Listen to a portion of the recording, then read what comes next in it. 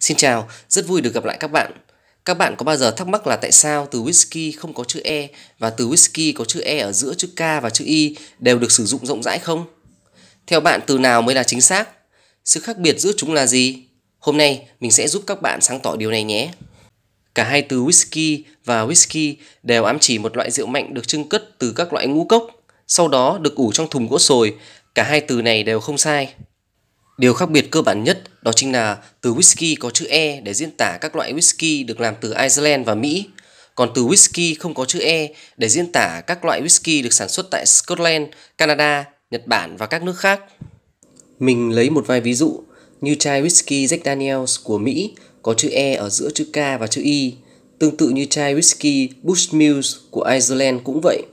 Còn chai Macallan của Scotland, Canadian Club của Canada, Toki của Nhật Bản, Kavalan của Đài Loan, Amrut của Ấn Độ đều không có chữ E. Có một số trường hợp ngoại lệ điển hình đó là ba thương hiệu Joe Dickel, McCormack và Old Forester là một trong những chai whisky của Mỹ nhưng lại theo nguyên tắc giống như Scotland, đó là không có chữ E ở giữa chữ K và chữ Y. Trong đó hình thức số nhiều của từ whisky không có chữ E thì sẽ đổi chữ Y dài thành Y ngắn và thêm đuôi ES.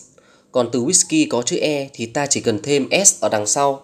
Có một mẹo nhỏ để các bạn có thể dễ nhớ và không bị nhầm lẫn, đó chính là trong 5 nước nổi tiếng nhất về whisky, đó là Scotland, Iceland, Mỹ, Canada và Nhật Bản, thì trong tiếng Anh, Iceland và Mỹ có vần E trong tên quốc gia của họ thì họ sẽ dùng từ whisky có chữ E.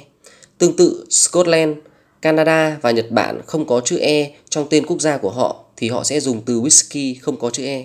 Thực tế thì trước đó tất cả các quốc gia đều dùng từ whisky không có chữ E.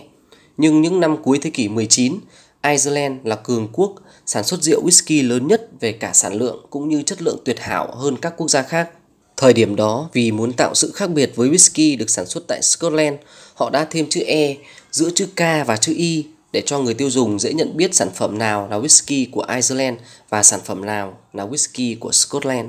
Lý do vì sao Mỹ cũng sử dụng từ whisky có chữ E là bởi vì tại thời điểm Iceland là cường quốc về whisky, có rất nhiều người nhập cư của Iceland tại Mỹ sở hữu những lò chưng cất và họ cũng theo cách gọi của Iceland, đó là sử dụng từ whisky có chữ E cho đến ngày nay. Chỉ có một số thương hiệu của Mỹ sử dụng từ whisky không có chữ E giống Scotland, điển hình đó là Joe Dickel, McCormack và Old Forester như mình đã nêu ở trên. Còn lý do vì sao Nhật Bản sử dụng từ whisky không có chữ E bởi vì những người tiên phong nghiên cứu whisky của Nhật Bản đã học làm whisky ở Scotland và truyền cảm hứng lại cho quốc gia của họ. Theo mình thì lý do các quốc gia khác trên thế giới sử dụng cách gọi của Scotland là không có chữ E trong từ whisky có lẽ bởi vì từ này là từ nguyên bản đầu tiên và vì sự cân bằng về chất lượng của whisky giữa các nước hiện tại là đồng đều hơn trước.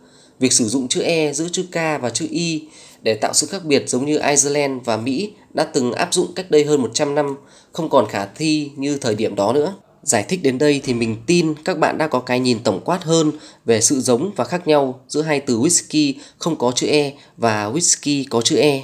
Nếu thấy video hay và có ích, các bạn hãy tặng mình một like, một subscribe và một rung chuông thông báo để có thể đón xem các video tiếp theo của mình nhé. Cảm ơn các bạn đã dành thời gian để xem video. Xin chào và hẹn gặp lại.